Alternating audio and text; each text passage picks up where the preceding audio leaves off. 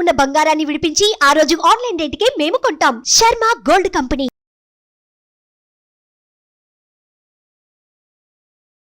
నమస్తే, welcome to Suman TV. నేను మీ యామ్ని.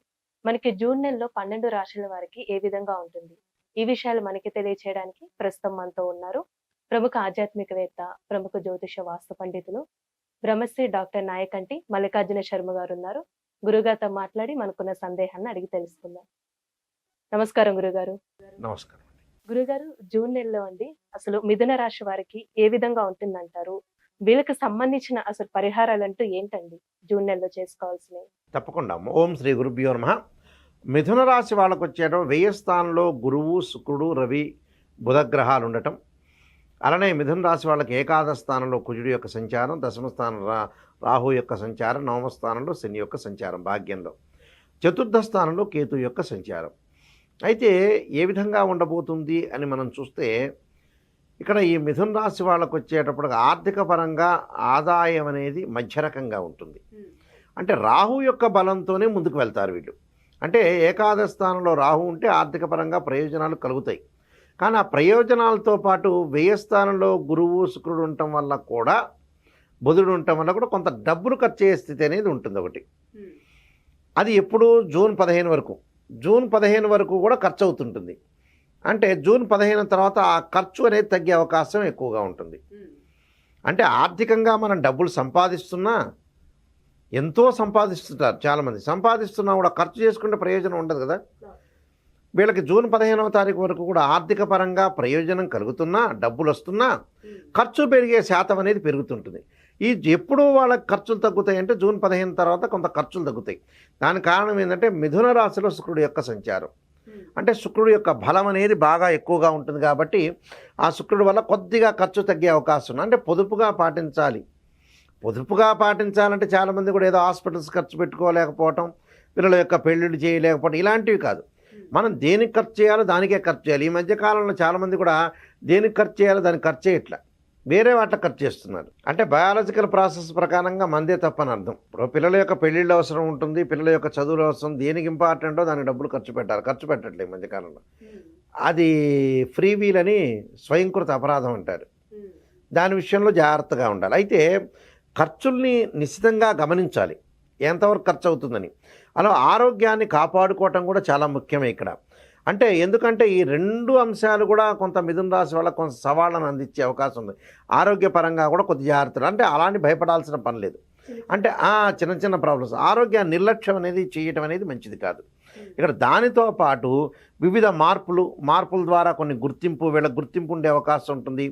అలానే ఇక్కడ ఈ మిథున రాశి వాళ్ళకు వచ్చేటప్పటికల్లా ముఖ్యంగా రాహు యొక్క ప్రయోజనం వల్ల ఆకస్మికంగా ధనలాభం కలగటం ఒకటి, కొన్ని ఇంటికి సంబంధించిన వస్తువులు కూడా కొనుగోలు చేసే అవకాశాలు ఎక్కువగా ఉంటాయి.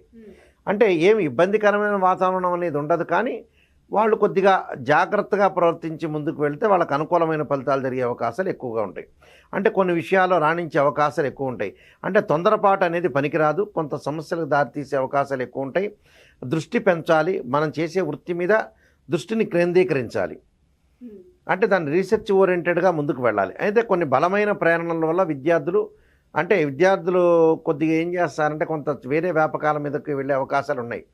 కానీ ఇంట్లో యొక్క తల్లిదండ్రుల యొక్క ప్రోత్సాహం వల్ల వాళ్ళకి లాభం కలిగే అవకాశాలు ఎక్కువగా ఉంటాయి. కాబట్టి ప్రముఖమైన వ్యక్తులు కలవటం ఒకటి, అలానే కుటుంబంలో కొద్దిగా ఒడిదుడుకులు పొందే అవకాశాలు ఎక్కువగా ఉంటాయి.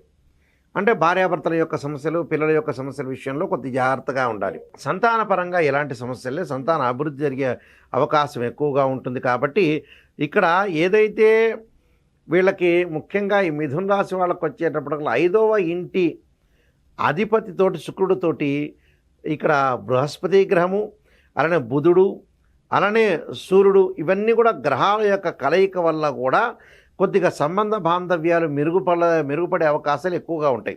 కొంత ఆనందాన్ని కలిగించే అవకాశం, లోతైన ఉద్వేగాలు, అంటే లోతుగా కొన్ని విషయాలు ఉద్వేగాలు సంబంధించినవి కూడా కొన్ని ఉండే అవకాశాలు ఉంటాయి. కాబట్టి ఆర్థిక పరంగా సమస్యలు పరిష్కరించడంలో కూడా ముందంజలో ఉండే అవకాశం ఉంది. ఆర్థిక పరంగా ప్రయోజనాలు కలుగుతాయి వీళ్ళకి.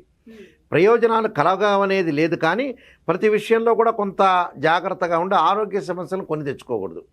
అంటే ఇక్కడ ఏదైతే రవి బుధ శుక్రగ్రహాలు కూడా జన్మంలోకి వస్తాడు మిథున రాశిలోకి రావటం వల్ల కొంత ఆరోగ్యపరంగా ఇబ్బందులు కలగకుండా చూసుకోవాలి, ఆర్థిక పరంగా బాగుంటుంది, కొంత ఖర్చులు పెరిగే అవకాశం ఉంటుంది.